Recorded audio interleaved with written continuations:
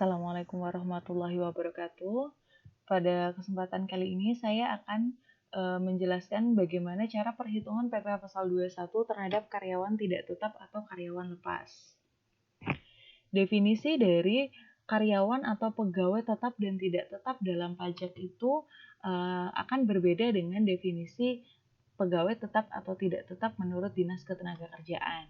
Kalau menurut Dinas Ketenagakerjaan dasarnya adalah ada atau tidaknya kontrak atau perjanjian kerjanya. Kalau perjanjian kerjanya itu disebutkan sebagai karyawan tetap, ya berarti dia pegawai tetap. Kalau misalnya perjanjiannya itu dijelaskannya atau disebutkannya dia adalah karyawan kontrak, ya berarti dia dikategorikan sebagai pegawai tidak tetap. Nah, sementara dalam pajak yang dilihat itu adalah rutin atau tidaknya penghasilan yang diterima. Ada pengurangan atau tidak pada saat karyawan tidak bekerja. Jadi kalau pegawai tetap itu adalah pegawai yang menerima penghasilan teratur dari pemberi kerja. Jadi kerja nggak kerja dia akan terima gaji dari perusahaan. Lalu kemudian yang kedua adalah pegawai tidak tetap adalah pegawai yang akan menerima penghasilan hanya jika bekerja. Jika tidak bekerja, tidak ada penghasilan yang dibayarkan kepada yang bersangkutan. Jadi kalau kerja dapat penghasilan atau dapat upah, kalau tidak kerja ya berarti tidak dapat apa-apa.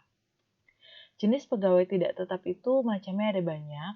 Yang pertama adalah upah harian, berarti upah atau penghasilannya dibayarkan secara harian atau setiap hari. Lalu kemudian ada upah mingguan, lalu kemudian ada upah satuan dan upah borongan. Nah, upah satuan atau upah borongan ini nilai atau besaran penghasilan yang dibayarkan itu berdasarkan jumlah unit produksi yang telah dihasilkan.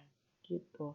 Ini biasanya sering dijumpai di pabrik-pabrik begitu. Jadi berapa jumlah barang, kuantiti barang yang sudah diselesaikan nanti akan dihitungkan sebagai upahnya itu, bisa upah satuan maupun upah barongan. Selanjutnya adalah dasar pengenaan pajak. Dasar pengenaan pajaknya adalah nilai kelebihan nilai dari PTKP harian. Nah, PTKP hariannya diperhitungkan berapa? 450.000 per hari. Dan ini hanya berlaku jika kumulatif dari penghasilan yang diterima selama 1 bulan itu tidak lebih atau belum melebihi 4.500.000. Bagaimana jika nanti penghasilannya sudah melebihi 4.500.000? Nah, berarti PTKP-nya bukan lagi PTKP yang ini, tetapi diperhitungkan dari mana? Diperhitungkan dari PTKP yang sebenarnya. PTKP sebenarnya 1 tahun dibagi dengan 360 hari. Jadi kalau misalnya dia statusnya adalah sudah menikah tapi belum memiliki anak, berarti K0 dibagi 360 hari. Nah, kalau tadi kita sudah bahas bagaimana jika penghasilannya itu dibayarkan secara harian, mingguan, satuan, atau borongan. Sementara di sebelah sini, di sebelah kanan ini adalah bagaimana jika pegawai tidak tetap atau tenaga kerja lepasnya itu gajinya dibayarkan secara bulanan. Nah, kalau gajinya dibayarkan secara bulanan berarti tidak ada pengurangan PTKP harian, tetapi langsung dikurangkan dengan PTKP 1 tahun gitu. Baru nanti dikalikan dengan tarif pajak yang berlaku. Oke, tarif pajak yang berlaku sama dengan tarif pajak tidak final, tarif pasal 17 Undang-Undang PPh, tarif terendahnya 5%, tertingginya 30%. Kalau tidak punya NPWP apa yang terjadi? Tidak punya NPWP berarti ada kenaikan tarif 20% lebih tinggi dari tarif normal. Jadi kalau kalian sudah hitung berapa nilai tarif PPh pasal 21 dengan perhitungan normalnya, tinggal dikali 120% atau ditambah 20%. Kita masuk ke contoh soal yang pertama. Contoh soal yang pertama ini dicontohkan Adung, berstatus belum menikah berarti TK 0, bekerja pada bulan Januari 2018 dengan upahnya adalah 450.000, bekerja selama 10 hari. Kita lihat bagaimana perhitungan PPh pasal 21-nya. Nah, perhitungan PPh pasal 21-nya dari hari ke-1 sampai dengan hari ke-10, tadi belum ada potongan PPh. Kenapa? Karena PTKP hariannya pas atau sama dengan 450.000. Kalau sama dengan 450.000 berarti sampai dengan hari ke-9 dia masih belum genap 4.500.000 sehingga belum ada PPh yang dipotong.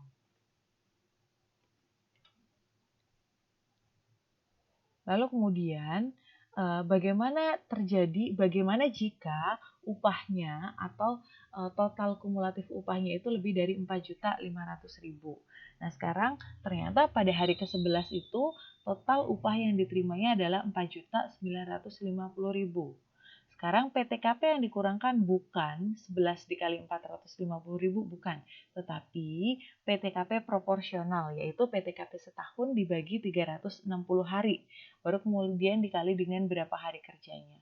Jadi ini 54 juta dibagi 360 adalah 150.000, dikali 11 hari adalah 1.650.000. Penghasilan kena pajaknya adalah 3,3 juta, PPh terhutangnya tinggal dikali 5%, lalu kemudian dicek dari hari ke-1 sampai dengan hari ke-10 adakah PPh yang sudah dibayar. Karena dalam contoh soal tadi nihil, di sini nihil, berarti belum ada pajak yang dibayar, berarti di sini 0. Maka pada hari ke-11 dia akan terimanya 285.000. Dari mana upah harian dikurangi dengan PPh sampai dengan hari ke-11. Lalu kemudian bagaimana perhitungannya ketika dia sudah memasuki hari ke-12? Kalau dia sudah memasuki hari ke-12 bukan lagi seperti ini, nggak perlu dihitung lagi. Kan ini sampai dengan hari ke-11 sudah kita hitung. Hitungnya gimana? Pada hari ke-12 yaitu dihitung kembali lagi dengan PTKP harian. Tapi bedanya di sini PTKP hariannya adalah PTKP proporsional, yaitu PTKP setahun dibagi 360 hari. Nah, upah seharinya 450 dikurangi PTKP satu harinya 150.000, maka penghasilan kena pajaknya adalah 300.000. PPh-nya berarti 5% dikali 300.000, sehingga take home pay-nya adalah 435.000, yaitu upah harian dikurangi dengan PPh 15.000. Bagaimana jika nanti dia tidak punya NPWP? Kalau nggak punya NPWP ya tadi angka 15.000 ini tinggal dikali 120%, gitu.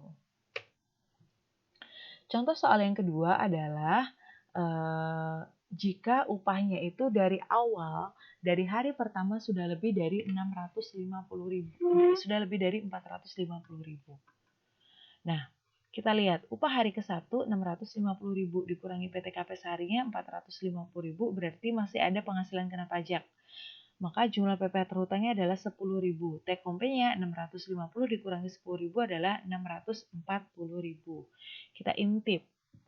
Sampai dengan hari ke-6 dia total kumulatifnya masih 3,9 juta. Sementara pada hari ke-7 berarti sampai dengan hari ke-6 setiap hari dia akan terima 640.000. Nah, hari ke-7 ternyata bukan tarif itu yang kita pakai. Sekarang kita cari hari ke-7 berarti 7 dikali 650.000, 4.550 dikurangi dengan PTKP hariannya. 54 dibagi 360 dikali 7 hari, 1.050.000. Penghasilan kena pajaknya 5% dikali 3.500 adalah 175.000. Nah, yang sudah dipotong 6 hari sebelumnya itu sudah dipotong 10.000, berarti tinggal dikurangi 10.000 dikali 6. Maka PPh pasal 21 di hari ke-7 adalah 115.000. Take home pay-nya tinggal dikurangi 6,5 dikali 105 dikurangi 115.000. Kenapa bukan 4.550.000 ya? Jangan. Ini kan akumulasi selama 7 hari. Yang kita hitung adalah upah harian di hari ke-7. Semoga dapat dipahami. Kita lanjutkan. Bagaimana jika pegawai tidak tetapnya itu dibayarkan secara bulanan? Maka kalau dibayarkan secara bulanan, tadi perhitungannya adalah dikurangkan dengan PTKP setahun. Jadi penghasilannya disetahunkan dulu, baru dikurangi dengan PTKP setahun. Contohnya si Fajar Yanto bekerja di bulan September selama 20 hari, dikali dengan upahnya 250.000. Status PTKP-nya adalah K0. Kita lihat perhitungannya. 20 dikali 250 adalah 5 juta. Penghasilannya itu setahun 5 juta dikali 12 adalah 60 juta. PTKP K0 per tahun adalah 58.500. Maka penghasilan kena pajaknya adalah 1.500.000. Ini belum PPh-nya, ini baru penghasilan kena pajaknya.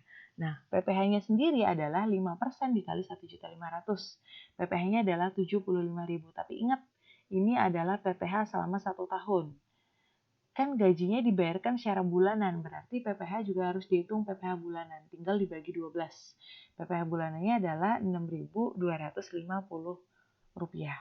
Sehingga take home pay di akhir bulan untuk Fajar adalah 5 juta dikurangi dengan 6.250 atau take home pay menjadi 4.993.750. Ingat kalau tidak ada NPP berarti ada kenaikan 20% lebih tinggi dari tarif normal. Oke, sekian yang dapat saya sampaikan. Semoga bermanfaat. Jika ada materi yang kurang dipahami dapat didiskusikan kembali pada forum diskusi online atau pada grup WA yang sudah dibentuk. Terima kasih. Wassalamualaikum warahmatullahi wabarakatuh.